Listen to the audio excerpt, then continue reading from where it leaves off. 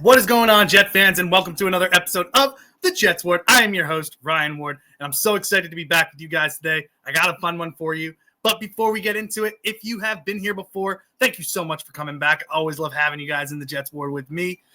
Makes it always so much more fun. If you are new here, whether you are a Jets fan or a fan of another team or just a casual NFL fan, you are always welcome in the Jets Ward. It is a safe space for you. Now, guys, this was a fun one today, like I said, because unlike what I normally do where I talk about the New York Jets, there have been other teams making big moves in the NFL. And one of those teams is in the New York Jets division, and that is the Miami Dolphins. Now, I like to pride myself in doing a Jets content channel, but I also love to talk about the other NFL teams when they make big moves. And the Dolphins have been making some big splashes lately, especially with the Pittsburgh Steelers. Now, as you know, yesterday, the Miami Dolphins traded Jonnu Smith and Jalen Ramsey to the Pittsburgh Steelers for Minkah Fitzpatrick and a late-round draft pick in 2027. Now, that is a big move, but it left the Miami Dolphins in a major hole at tight end. And honestly, their tight end room was barren. You look at the Jets tight end room where we have Mason Taylor, who's going to be a stud in my opinion, Jeremy Ruckert, who's still trying to figure it out, Stone Smart, who is an unknown, and Donald Kuntz, who probably won't be on this team getting into training camp. But the Dolphins, after trading Jonnu Smith, after a great year that he had, they traded him to the Steelers, and now it's left the Dolphins with a major hole at tight end. Well, they fixed that today. They didn't trade for Kyle Pitts, which a lot of teams thought they were going to do. They didn't trade for Mark Andrews, which a lot of people thought they were going to do. And they didn't even trade for Michael Mayer, backup tight end from the Raiders. No, they went a completely different route, and they ended up trading with the New York Giants with formerly retired tight end Darren Waller. This offseason has been a shocker so far. Darren Waller retired from the Giants after his 2023 campaign where they traded for him from the Raiders. And he didn't have the career there that he wanted.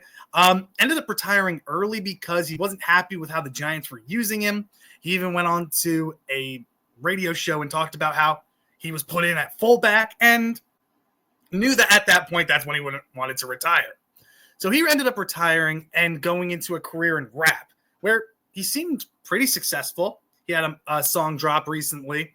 But now the Giants have gotten a draft pick for him, and he is coming out of retirement to go to Miami to play with the Miami Dolphins. And again, the last time he played was 2023. He missed all of last season. So he is coming back at the age 32. He's 6'6", 328 pounds. His 2023 stats, he had 52 receptions, 552 yards, 1 touchdown, and an average yardage was 10.6.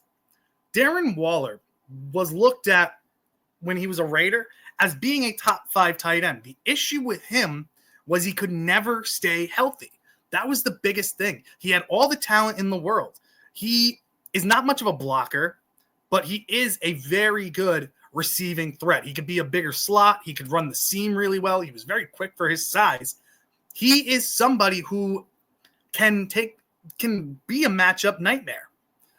But my concern with the Dolphins is the guy missed all last season. He retired.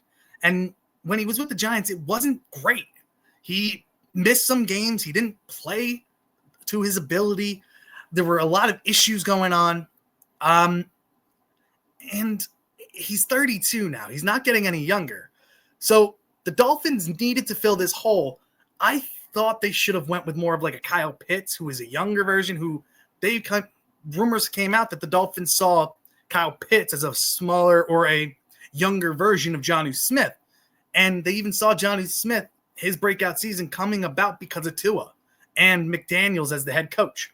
So Darren Waller, what is he going to add? Well, he could add some receiving help, but in the blocking game, he's not going to add much.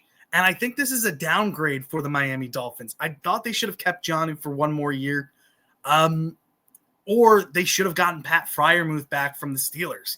I thought that would have been a good move for them.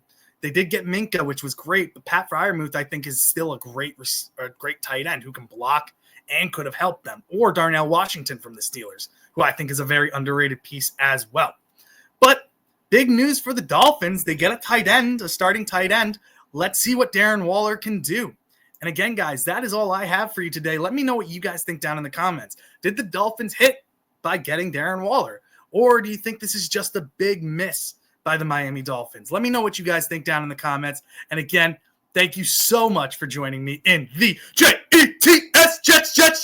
Ward. I'll see you guys in the next one.